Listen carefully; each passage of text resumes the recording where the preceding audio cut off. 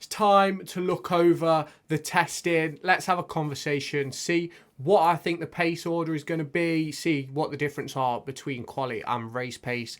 And I think there's a lot to talk about over this testing weekend, whatever you want to class it as. The 3 days where all the drivers got the chance to test their machinery for 2024. Now, I think a lot happened during testing. Many of the teams got loads of laps in. I think everybody got 300 plus laps in this year, which I think is very good. Both drivers getting their feel for the car. I think the only team that I think saw a massive struggle was Williams and McLaren. I think they were a bit struggling, a bit lacking on laps, but I think everybody hit 300 this year, which is good. It's about 100 laps a day, which I think is really good for testing. And no one seemed to really have any major reliability issues. No one had any engines blow up. Nobody crashed. So they're all important things for the parts and stuff. Obviously, we had the drain cover issue both Thursday and Friday, which caused a bit of a problem for me. Losing the lunch break on Friday was a bit of an issue, because then when you're changing seats, you lose half an hour, 45 minutes of testing time. So it's one of those. But so let's run through the grid. We'll start off at Haas now. Make sure you hit that subscribe button, whether it be down below or in this top corner over here. I always get it wrong, but make sure you hit that subscribe button to keep yourself around on the channel for the Formula 1 race weekends. I am expecting them to be at the bottom of the pecking order. I'm going to do a proper predictions video for post-testing. I did pre-testing a couple of weeks ago, but I'm going to do another one for testing now, after testing, to see after we've seen a bit. So that'll be out on Tuesday, so keep your eyes peeled for that. We'll do drivers on Tuesday, we'll do teams on Wednesday, and then there'll be a preview out for the Bahrain GP. So I've got Haas at the bottom of the pace order in both qualifying and race trim.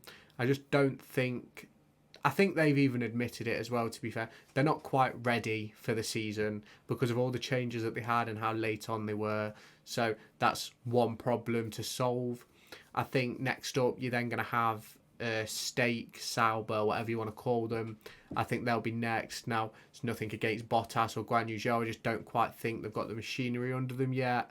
I don't really think they showed much in testing. Yes, they did a few low fuel runs and put themselves a bit high up the order, but I don't quite think they've shown enough over the long runs and short runs to put themselves any higher than 8th. Next up, we'll talk about Alpine. Now, I think looking at Alpine, now I don't know if they're just running heavy, but I don't really think they've shown a great deal. I think I saw Pierre Gasly say something in the media about they just don't look great at the minute, and that's something I can agree with. I've not seen anything from them to suggest that they're going to blow anybody out of the water or turn up and be massively competitive or even be in with a chance of like the midfield sort of thing. I don't quite think they're going to be close to that. So we'll just have to see what happens with them. Obviously, we've then got AlphaTauri, Racing Bulls, credit card, debit card, Cash App, Visa, Racing. So they have obviously made a massive step. I think everybody can see that. Now, have they stepped up ahead of Williams? I'm not quite sure. If you can't tell, I'm going through this in the championship order from last year.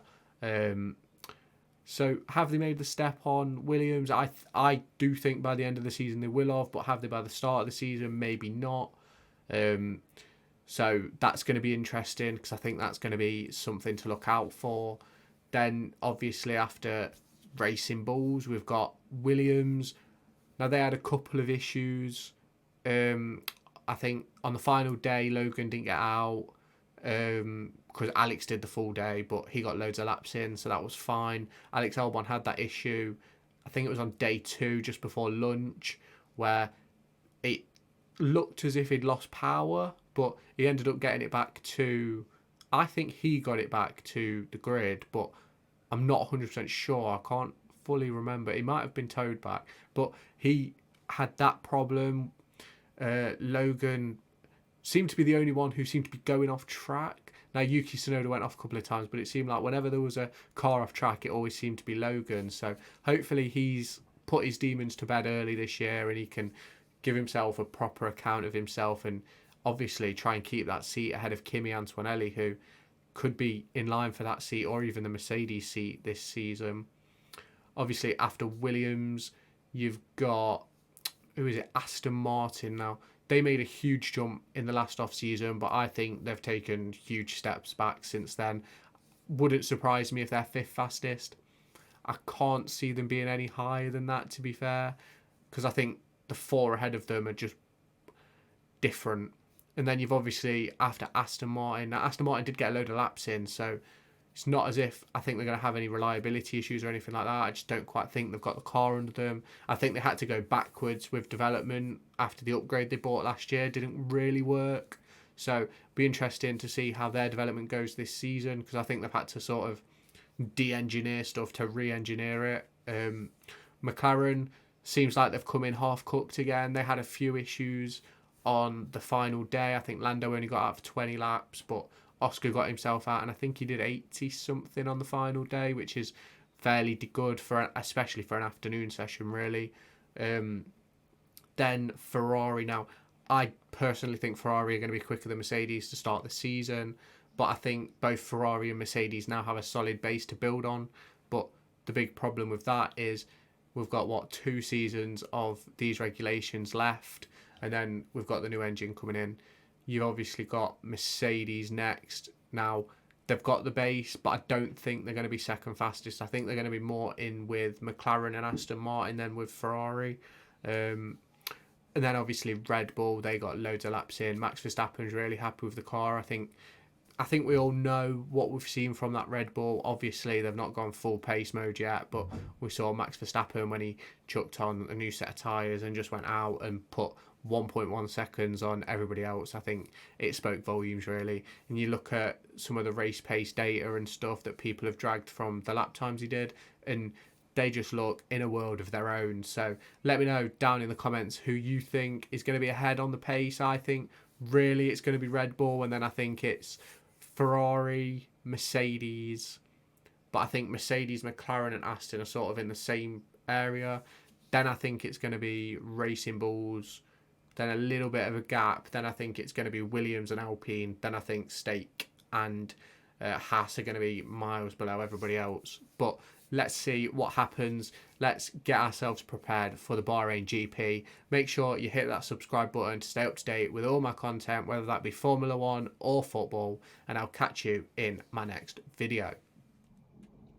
Make sure to go and find me on TikTok, pictured here, and Twitter, pictured here. These are the places where I'll keep you all up to date with all my upcoming videos and my thoughts and feelings around the Formula 1 and football weekend.